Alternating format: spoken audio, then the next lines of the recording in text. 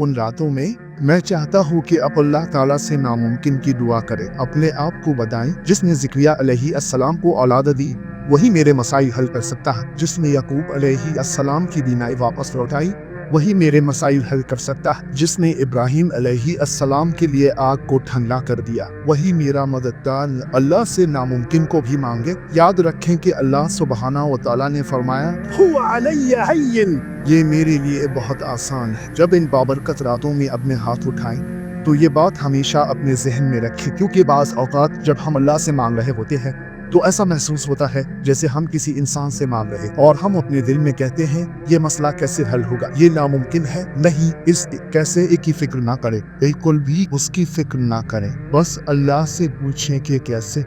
कादिर से, अजीम से, हकीम से, इससे जिसने खुद को अल मुजीब कहा, वो जो दुआ का जवाब देता है।